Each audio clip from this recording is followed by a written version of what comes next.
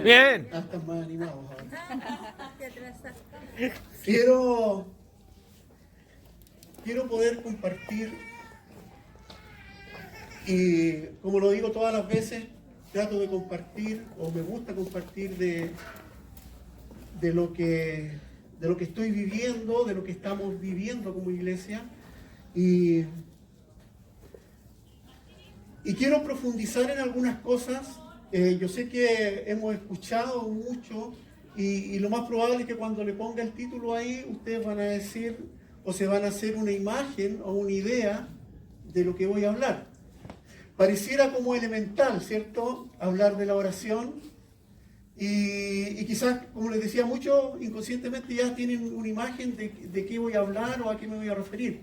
Pero quiero profundizar en algunas cosas porque creo que este último tiempo hemos estado hablando de la importancia de la intimidad, la importancia de nuestra identidad como hijos.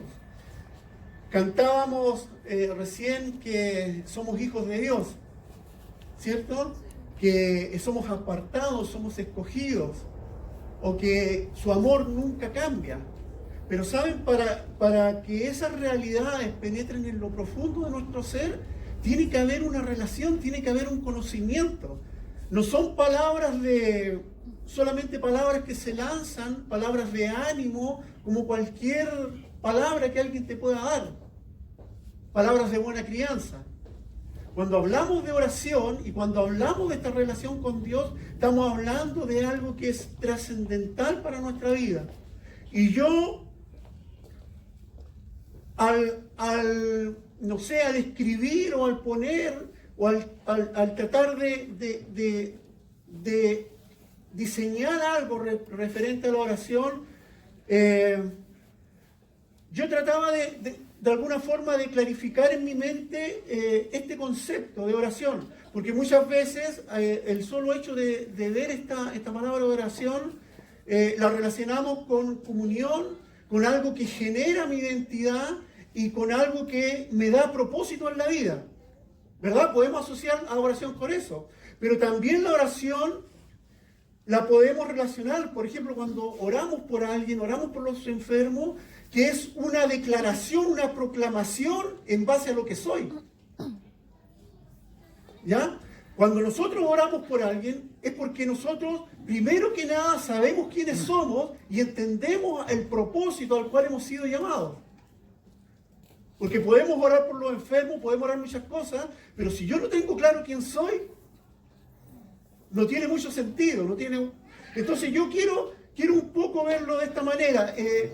Yo creo que voy a compartir este domingo y el próximo referente a esto, pero quiero poder de alguna forma ordenar algunos conceptos, ordenar algunas ideas, y quiero leer algunos pasajes quizás muy conocidos por nosotros. Dice: pidan y se les dará, busquen y encontrarán, llamen y se les abrirá, porque todo el que pide recibe, y el que busca encuentra, y al que llama se le abre. Pidan y se les dará, busquen y encontrarán, llamen y se les abrirá. A mí me da la idea, cuando está hablando el Señor, habla de algo insistente. Voy a hablar de esto un poco más. ¿Cuántas veces nosotros tenemos oraciones y peticiones en nuestra vida? Oramos una vez y nos aburrimos, nos cansamos, nos desanimamos. Pero aquí habla de una insistencia, de pedir, de buscar, de encontrar, de ser insistente en esto. ¿Me están siguiendo, verdad? Este es como un concepto que tenemos de oración. Hay un salmo, mientras escribía, hay el Salmo 46:10, y dice: quédense quietos y reconozcan que yo soy Dios. ¿Cuánto cuesta de repente tener quietud y reconocer a Dios? Y muchas veces hablamos, pedimos, pero no estamos reconociendo quién es Dios. Yo seré exaltado entre las naciones, yo seré enaltecido en la tierra. Quédense quietos y reconozcan que yo soy Dios. Quédense quietos. Ustedes ni se imaginan cuánto me golpea esa quédense quietos. Robbie Dawkins yo sé que muchos los conocen, él dijo una vez, y me encantó lo que dijo. Y él dijo, y yo lo relacioné con esto, él dijo, Dios habla tan fuerte como cuando una pluma roza tu piel. Para poder escuchar a Dios de esa manera, hay que estar quietos. Hay que estar sensibles, hay que estar atentos, alerta a lo que Dios nos está hablando. Entonces, hay cosas tan importantes que debemos entender. Orar, en estos tiempos, orar se ha convertido como en una actividad o algo que no es natural. Algo que no es natural a nuestra vida. Se ve como una interrupción. ¿Cuántas veces pensamos de esta manera? Hablamos de oración o tómate un tiempo de oración. Lo primero que piensas, tengo que interrumpir algo para orar. ¿No es así? ¿Saben? La oración va contra nuestro orgullo. La oración es algo, debiera ser algo tan natural, algo tan necesario, porque es parte de nuestra esencia. El tener comunión con Dios es parte de nuestra esencia. Somos atraídos a orar porque solamente de la comunión con Dios nosotros logramos entender cuál es nuestra identidad. Entonces es tan importante ver la oración de esta manera, como una necesidad. Si tú te analizas algo, hay algo en tu interior que clama por tener comunión con Dios. Pero generalmente cuando hablamos de orar, tú lo primero que piensas, tengo que interrumpir algo para poder darme tiempo para orar. ¿O no es así? Seamos honestos, muchas veces es así. Y lo que menos tratas, y a veces lo que dejas para el final de tu agenda copada, el orar. Y si te queda espacio, ora, y si no, no lo haces. Seamos honestos. No es una prioridad para nuestra vida, y eso es un gran error.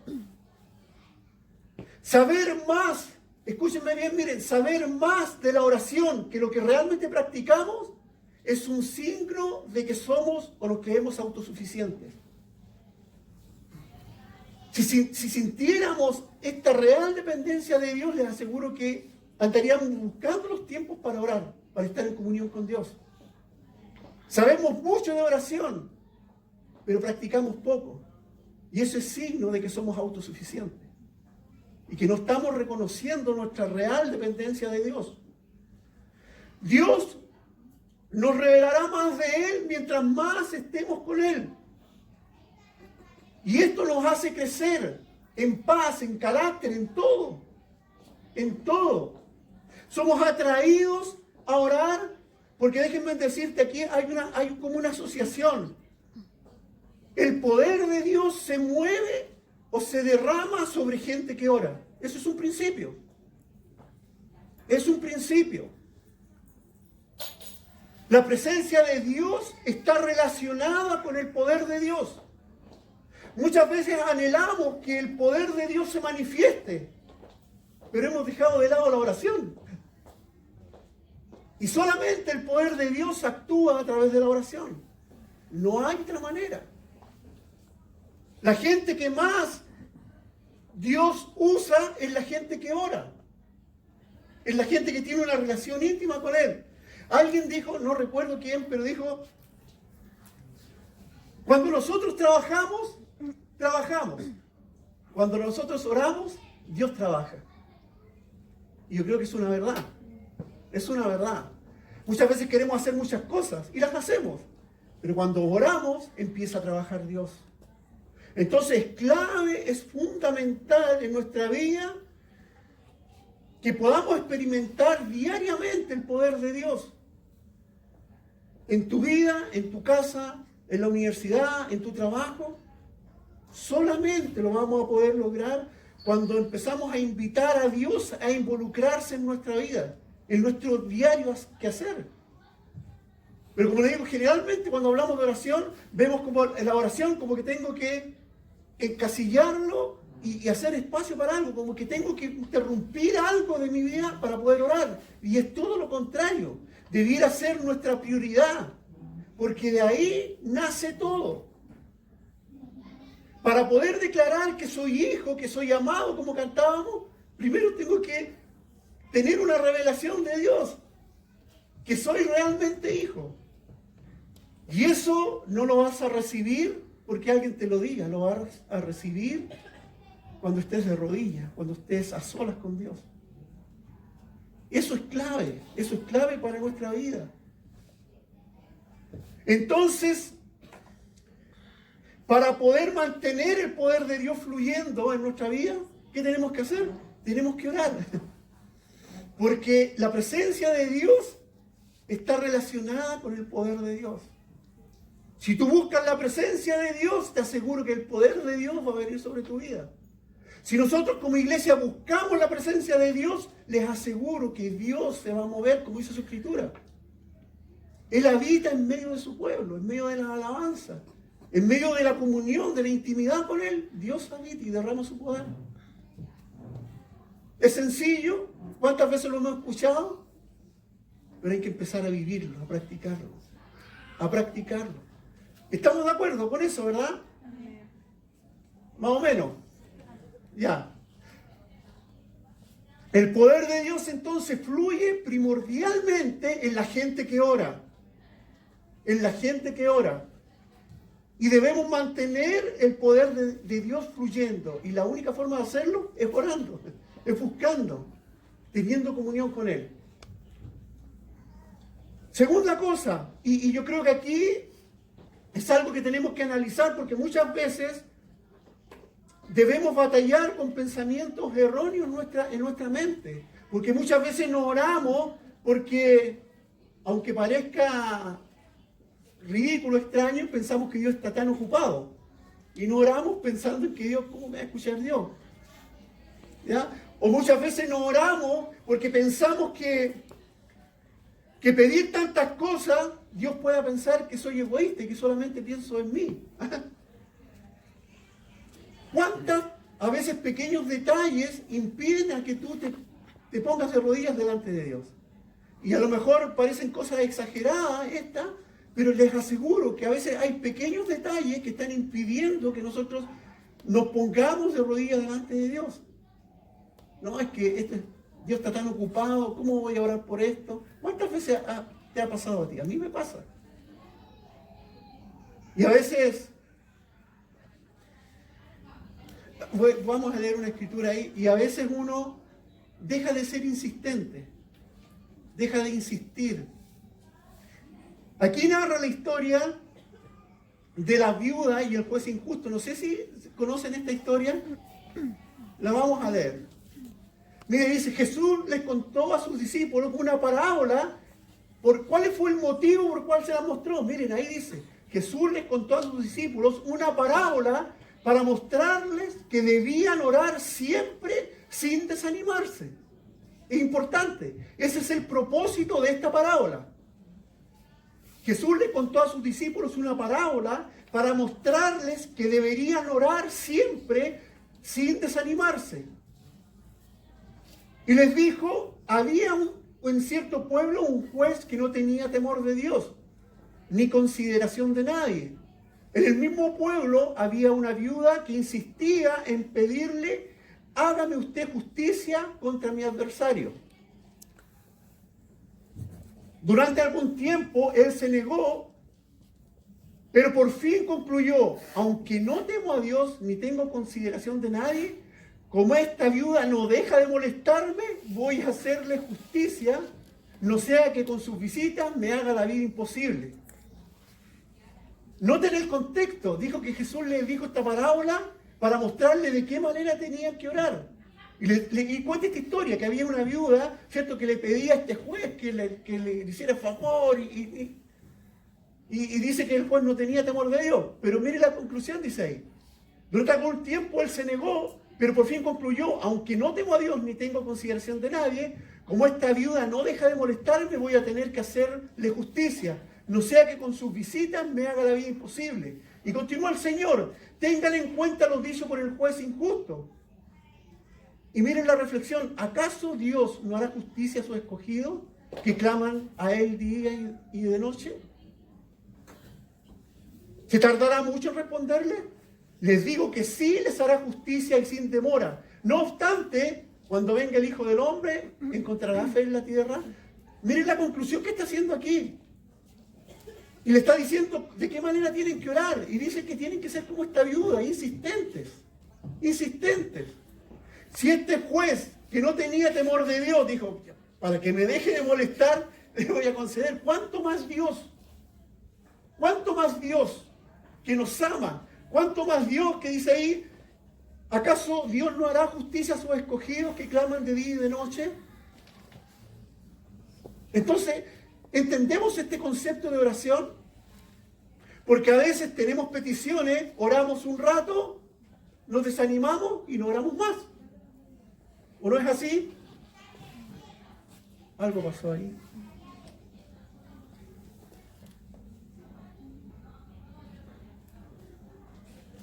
Entonces, esto es muy importante que lo podamos entender. La enseñanza aquí, podríamos resumirla en que debemos hostigar a Dios con nuestras peticiones. Eso es lo que le estaba enseñando. Tenemos que ser hostigosos como esta viuda con el juez. Tenemos que orar y orar y seguir orando y orar. Esa es la enseñanza que Jesús le está diciendo a los discípulos. Es muy importante. Nuestro Dios tiene recursos ilimitados. ¿Cuántos saben eso? Nadie. ¿Cuántos saben que Dios tiene recursos ilimitados? Amén. Dios tiene recursos ilimitados y que quiere compartir con nosotros. Hay muchos pasajes en la Escritura, Deuteronomio 28, que ustedes leen el capítulo, no lo vamos a leer, pero dice, acontecerá que si tú escuchas la voz de Dios, la guardas y la pones por obra, dice, te vienen todas estas bendiciones. Levíticos, capítulo 26, habla de algo similar, pero agrega, y yo habitaré en medio de ustedes. Romanos 8:16 habla de Jesucristo. Habla de que no hay recursos ilimitados. Afirman que Dios tiene el poder, que no hay límites para lo que Él quiere darnos a nosotros. Romanos 8:16 dice que el Espíritu da testimonio a nuestro espíritu de que somos hijos. Eso dice Romanos 8:16. El 17 dice, por lo tanto, somos herederos y coherederos con Cristo. Está hablando que no hay límites para lo que Dios quiere con nosotros. Eso dice Romanos 8:16. Que el Espíritu da testimonio a tu espíritu de que eres hijo de Dios. Y si eres hijo, eres heredero. Es decir, todo lo de Dios es tuyo. Dios no limita nada. A nuestro Padre Celestial le place y le gusta suplir las necesidades de sus hijos. Si esa no es una motivación para orar, no sé qué más te pueda motivar. Si Dios está diciendo que tiene todo disponible para ti, no sé qué otra cosa te pueda motivar para que puedas orar. No sé, no se me ocurre. A nuestro Padre Celestial le gusta y le place suplir las necesidades de sus hijos. Mateo 7, 9, 11, tampoco lo vamos a leer porque quiero que al final podamos orar. Pero ahí en Mateo 7, 9, 11 dice, ¿quién de ustedes, siendo malo, si tu hijo te pide pan, le pasa una piedra? ¿O si te pide un pescado, le pasa una serpiente? ¿Cuánto más Dios, dice, les dará todo lo que ustedes pidan? Les dará todo lo que ustedes pidan. O sea, si vemos de esa perspectiva la oración, no sé qué más nos pueda motivar. Si Dios está poniendo todo disponible. Y dice que aún nosotros, siendo malos, somos capaces de amar a nuestros hijos, cuanto más Él. Que es un Dios lleno de amor. ¿Me están entendiendo? Mi motivación es que podamos salir de aquí con ese anhelo de buscar, de conocer, de tener intimidad con este Dios todopoderoso.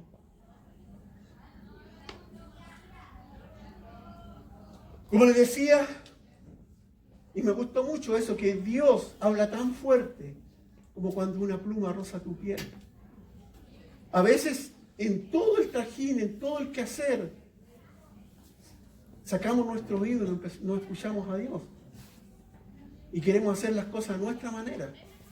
Nos gusta la actividad. Nos gusta, entre comillas, hacer cosas para Dios. Pero ¿cuántas de esas realmente Dios te dijo que la hicieras? Es una gran pregunta. Una gran pregunta.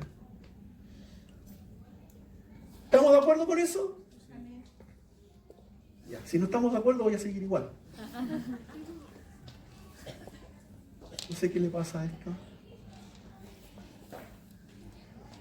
Bueno, como tercera cosa que debemos tener claro, ya dijimos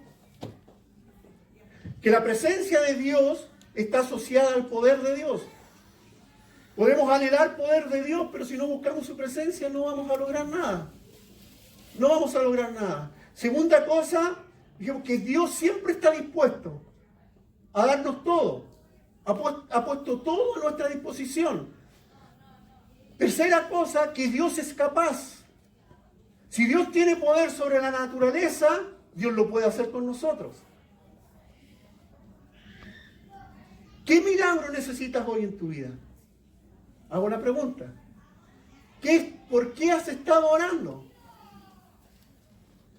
Y quiero que podamos entender esto para que al final podamos orar. Yo sé que hay mucha necesidad de salud, de trabajo, de muchas cosas. Pero si tenemos claros estos conceptos, les aseguro que nuestra oración va a ser distinta. Va a estar enfocada. Va a estar basada en lo que Dios ha declarado. Dios nos ama tanto y Él ama ayudarnos y suplir nuestras necesidades. Él es capaz de manejar cualquier situación de nuestra vida. Escúchame, Él es capaz de manejar cualquier situación en tu vida. Lo que estés viviendo, lo que estés sufriendo, Él lo puede manejar. Amén. Lo puede manejar. Para ello necesitamos desarrollar este hábito de oración efectivo. Y la única manera de orar efectivamente es reconociendo quién es Dios y reconociendo quiénes somos nosotros. Y todo lo que Él ha puesto a nuestra disposición. Es necesario. Porque si no, la oración es un balbuceo, es como leer un mantra. No tiene ningún otro sentido. Pero cuando tú entiendes quién es Dios, entiendes qué es lo que Él ha puesto a tu disposición y sabes quién eres tú, cuando, como dice Romanos 8:16, cuando el Espíritu da testimonio a tu espíritu que eres hijo, nada te detiene. Y pides, porque confías en Dios, porque te sientes hijo, y si te sientes hijo, te sientes heredero de lo que Dios ha prometido. Pero para entender eso hay que tener una relación con Dios. No hay otra forma. Entonces, ¿es capaz Dios? ¿Podemos confiar en Dios? Si Él tiene poder sobre la naturaleza, en Éxodo capítulo 4 dice que Él abrió el mar rojo. Tiene poder sobre la naturaleza. En Josué capítulo 3 dice que Él separó las aguas del Jordán. Dios puede alimentar multitudes. En el libro de Éxodo 16 dice que Él envió el pan del cielo, envió el maná. Juan 6:1-3 dice que Jesús alimentó 5,000. O sea, Dios tiene poder sobre la naturaleza. Si Dios puede alimentar multitudes, Dios puede extender las horas del día. No sé si alguien ha leído el capítulo de Josué 10, que dice que se detuvo el sol y se detuvo la luna sobre Gabaón. Se alargó el día. Yo el otro día leía, o hace tiempo, hay un reportaje que habla que científicamente hay un día, como que hay un día que falta, hay un día distinto. Bueno, ahí está la explicación. En Josué, ahí está Josué 10, del 12 al 14, dice que el sol y la luna se detuvieron en el valle de Gabaón. Alargaron los días. O sea, si Dios tiene poder de esta manera, ¿cómo no voy a confiar en lo que Él está declarando de mí? ¿Cómo no voy a poder orar con un sentido práctico, concreto? Les aseguro, y lo digo hablando por mí, porque muchas veces, les aseguro, hemos orado a ver si resulta. ¿Cuántas veces hemos orado así? Yo he orado muchas veces así. A ver si resulta. O por si resulta. Pero cuando uno tiene esta convicción de que Dios es tan poderoso, Dios lo puede hacer. El problema no está en Él, está en cuál es mi actitud.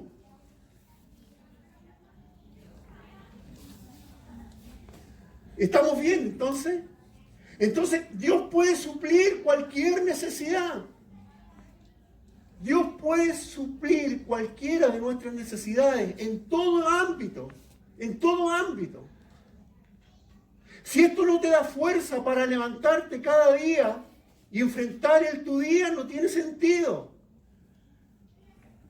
No sé qué más te pueda motivar. Pero Dios es un Dios que obra milagros. Dios puede cambiar las circunstancias. Dios puede cambiar las circunstancias. En Hechos 12 habla de que Pedro fue encarcelado y que Santiago fue enviado y fue asesinado. Pero dice ahí que Pedro fue liberado de la cárcel. Y aunque Pedro no lo entendía, porque Pedro pensaba que era un sueño, pero Dios cambió las circunstancias. Y además de eso, la gente que estaba orando para que Pedro fuera liberado tampoco creyó. ¿Han leído esa historia? Dudaron. Pero Dios cambia las circunstancias. Dios puede cambiar los corazones. Cambió el corazón tímido de Moisés. Pero ¿quién soy yo? ¿Cómo voy a ir yo? Pero Dios cambió el corazón de Moisés. Y lo vemos a través de la historia como un caudillo que sacó el pueblo de la esclavitud de Egipto.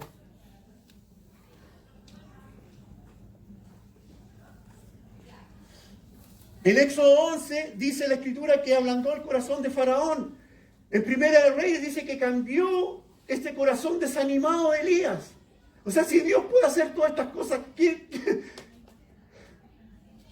¿creen que puede hacer algo contigo? ¿Crees que puede hacer algo con nosotros?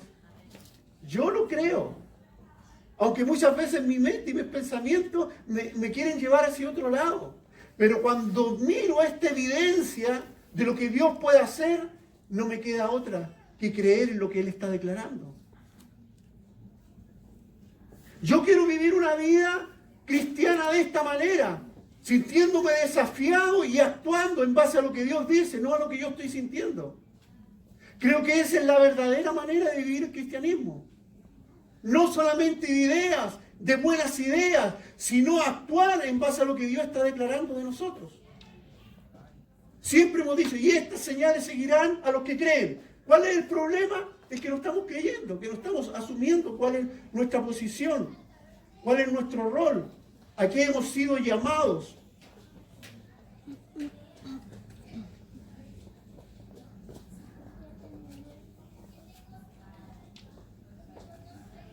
Parece que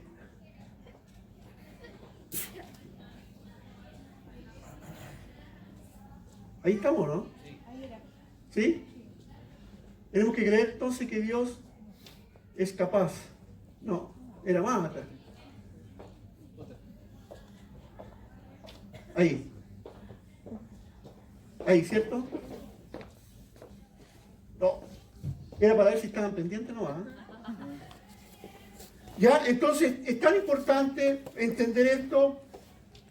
Dios cambió a Saulo de Tarso y lo transformó en un evangelista que predicó por todo el mundo conocido en ese tiempo. Dios hizo esa transformación. Dios convirtió a una banda de indoctos, de gente que no era educada formalmente, pero los convirtió en sus apóstoles que transformaron el mundo entero, hasta el día de hoy. Dios no cambia. Dios es el mismo ayer, hoy y siempre. Eso dice la Escritura. Entonces Dios puede suplir cualquiera de nuestras necesidades. Dios puede cambiar las circunstancias, como les decía. Dios puede cambiar los corazones. Simplemente creamos que Dios es capaz de hacerlo. No se inquieten por nada, escribe Pablo a la iglesia de Filipos. No se inquieten por nada. Más bien, en toda ocasión, con oración y ruego, presenten sus peticiones a Dios y denle gracias. ¿Cuándo hay que hacer esto? Dice, hay que hacerlo en todo tiempo. Y la paz de Dios, que sobrepasa todo entendimiento, cuidará sus corazones y sus pensamientos en Cristo Jesús. ¿Saben? Cuando nosotros empezamos a creer, la fe empieza a afectar nuestra oración. Escúchame bien, cuando tú empiezas a creer, la fe empieza a afectar tu oración. En Hebreos capítulo 11, versículo 1, da una definición que todos la conocemos de lo que es fe. Dice, ¿qué es lo que es fe? Es certeza, ¿cierto? Pero más adelante empieza a decir cosas. Por la fe, Abraham hizo tal cosa. Por la fe, Sara quedó embarazada. Bueno, Abraham puso su parte también. Pero dice, por la fe, Sara quedó embarazada. No sé si se dan cuenta. Cuando la fe empieza a afectar tu vida de oración, las cosas empiezan a cambiar. Tu oración cambia. Porque está basada en lo que Dios está declarando. Entonces nuestra oración tiene que estar regada por fe. Debemos orar con entendimiento, reconociendo quién es Dios, reconociendo quiénes somos, reconociendo lo que Dios ha provisto, reconociendo lo que Dios está diciendo. Cuando tu fe está fundamentada en eso, te aseguro que vas a orar y vas a orar y no te vas a detener hasta que tengas resultados. No porque seas porfiado, sino que Dios lo ha declarado así. Que son realidades que debemos aceptar en nuestra vida. Entonces la fe debe afectar el contenido de nuestras oraciones. ¿Cuántas veces has orado sin creer lo que estás orando? Repito, ¿cuántas veces has orado sin creer lo que estás orando? Y muchas veces nuestra oración es vaciar sentimientos, pero no estamos creyendo. Lo voy a pedir por si acaso. La oración tiene que estar cimentada en la fe. La fe tiene que intervenir, tiene que afectar el contenido de tu oración.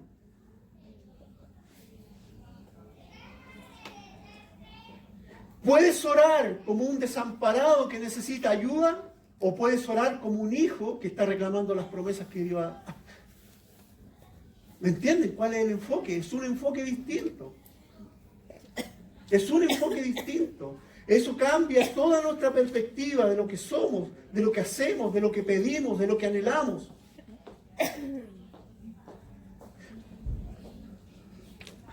La última cosa, como les digo, y voy a seguir compartiendo de esto. Tienen que haber hábitos, tenemos que formar hábitos en nuestra vida que edifiquen el corazón. Dios nos ha invitado a acercarnos a su presencia. Dios está de nuestro lado, está a nuestro favor. Él ha puesto todo a nuestra disposición. Todo a nuestra disposición. No podemos perder esta perspectiva de que Dios quiere acercarse a nosotros. Que Dios es quien nos busca. Que es Dios quien ha dejado todo por encontrarse contigo. No podemos perder esa perspectiva. Déjame decirte que Dios es una persona. Dios no es como un mago en una botella. No es como un genio que de repente frotan las botellas y tienes que pedir deseo. No, Dios es una persona y quiere una relación contigo. Pero muchas veces actuamos como si Dios fuera un mago dentro de una botella, un genio. Y tenemos necesidad y vamos a la oración como a frotar la botellita a ver si pasa algo. ¿O no? Muchas veces nuestra oración es así. Pero Dios es una persona. Y toda nuestra oración, todo se tiene que desarrollar en base a su persona. En base a lo que Él es. En base a lo que yo soy. Y en base a lo que Él está declarando de mí. Esas son las verdaderas oraciones. Debemos evitar, ¿saben? Cuando uno habla de hábitos, necesariamente está hablando de una disciplina. Pero hay como los dos extremos. Dios nos llama a ser disciplinados, pero esta disciplina no podemos permitir que nos quite esta libertad de disfrutar nuestros tiempos de adoración o de oración. Hablamos de disciplina en el sentido de que tenemos que formar este hábito. Pero eso no significa que no voy a disfrutar y que no tenga que disfrutar los momentos con Dios. Yo les compartí hace un tiempo atrás, la disciplina es buena. Yo puedo orar por disciplina, puedo leer la Escritura por disciplina, pero otra cosa es hacerlo por placer, como lo hacía David. ¿Cuánto amo, Señor, tu palabra? Es como miel a mi paladar. Dame entendimiento, Señor, y guardaré tu ley y la pondré por obra y la guardaré de todo corazón. Así oraba David. Pero a él le daba placer leer la Escritura. ¿Cuántos de ustedes sienten placer al leer la Escritura? No me respondan. ¿Cuántos de ustedes sienten placer al orar? ¿Me entiende que de repente tenemos una perspectiva errada? Y cuando hablamos de disciplina, cuando hablamos de oración y de esta disciplina espiritual, como les decía muchas veces, tenemos esta idea de que tengo que apartar un tiempo, tengo que encasillarlo en un lugar. Es cierto, tienes que tener una disciplina para orar, pero esa disciplina no te tiene que quitar la libertad de disfrutar los tiempos con el Señor. También está el otro extremo, que no podemos tener ninguna disciplina, que podemos ser flojos y nunca vamos a llegar a ningún lado. Entonces es tan importante, no podemos dejar así entre comillas la suerte nuestro tiempo de comunión con Dios. Tiene que ser algo programado, es una cita, en la cual tienes que ir con este sentido de disfrutar, porque te vas a encontrar con una persona, no con un mago. Muchas veces vamos así a nuestros momentos de intimidad, cuando los tenemos. Pero tenemos que formar este hábito, es clave para nuestra vida. Debemos tomar frente a esto, yo creo que tenemos que tomar una decisión firme y no negociable, no transable. Debemos implantar esta disciplina en nuestra vida. Pero cuando hablo de disciplina no hablo de algo que te quite libertad, al contrario. Te aseguro que cuando tú te disciplinas en este hábito de orar, vas a ser más libre que nunca. ¿Me están siguiendo, verdad? Entonces debemos tomar esta decisión firme. La disciplina de Jesús. Voy a decir, aunque se ríen, con esto termino. La disciplina de Jesús al orar era tan efectiva que sus discípulos al verlo orar, ¿qué le dijeron? Señor, enséñanos a orar. Enséñanos a orar.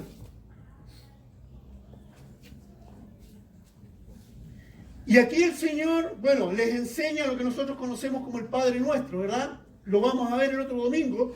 Pero a mí me llama la atención y las instrucciones que hay antes. Y si uno se da cuenta, hay una disciplina. Dice Mateo 6:5, dice, cuando oren, no sean como los hipócritas, porque a ellos les encanta orar de pie en las sinagogas y en las esquinas de las plazas para que la gente los vea. Les aseguro que ya han obtenido su recompensa. Pero tú, cuando te pongas a orar, entra en tu cuarto, cierra la puerta y ora a tu Padre, que está en lo secreto. Así tu Padre, que ve lo que se hace en secreto, te recompensará. Y al orar, no hablen solo por hablar, como hacen los gentiles, porque ellos se imaginan que serán escuchados por sus muchas palabras. ¿Saben? Cuando los discípulos dijeron a Jesús, Señor, enséñanos a orar, antes de darle como la oración del Padre Nuestro, le da estas instrucciones. Y yo puedo aquí, a lo mejor ustedes van a encontrar más, pero yo veo aquí como 4 principios. Dice ahí, cuando te pongas a orar, lo que está diciendo ahí, de alguna forma, es que tienen que orar regularmente. Da esa idea, ¿verdad?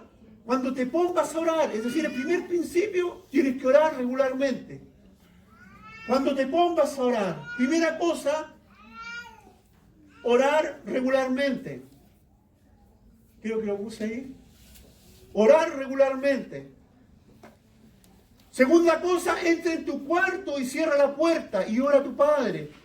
Orar en privado, el segundo requisito, o el segundo principio. Estamos hablando de fomentar esta disciplina del orar. ¿Ya? Entonces la primera cosa, orar regularmente, es lo que les dijo el Señor. Segunda, orar en privado. Tercer principio, cuando ores no seas como los hipócritas, es decir, ora sinceramente. Ora sinceramente. Y la cuarta cosa, ser específicos al orar. Versículo 7 dice, al orar no hablen solo por hablar, ser específicos. Entonces, esta es la oración efectiva. Esta parte de la oración que decía yo, que nos da identidad, que nos da relación. Cuando nosotros somos disciplinados en esto, se empieza a abrir todo un nuevo abanico en nuestra vida. Entonces, nosotros logramos entender quiénes somos en Jesús. Y cuando logramos entender eso, podemos orar por los enfermos, podemos orar sin temor, porque no está basado en lo que yo soy, en lo que siento, sino en lo que Dios ha declarado, en lo que Dios ha puesto a nuestra disposición. ¿Amén? Amén. ¿No están convencidos? Sí. Sí, estamos convencidos. Entonces, pongámoslo en pie y vamos a orar.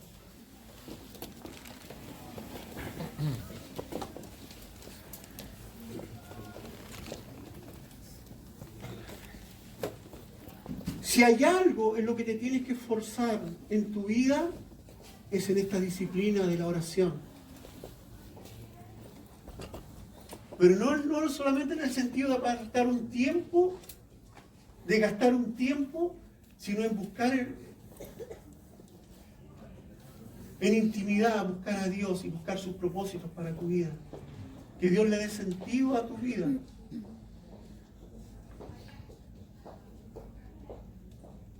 Pero ahora vamos a ejercitar la otra parte. Yo no sé si alguien tiene necesidad ahí, que levante su manito y los que están al lado vamos a orar. Ahí. ¿Sí? Al lado de ahí de... ¿Quién va al lado allá de Evelyn? Allá. Pongamos en práctica. A lo mejor tú tienes temor, ¿cómo voy a orar yo? No me importa lo que tú pienses, yo estoy desafiando a lo que Dios ha dicho que tienes que hacer. ¿Quién más?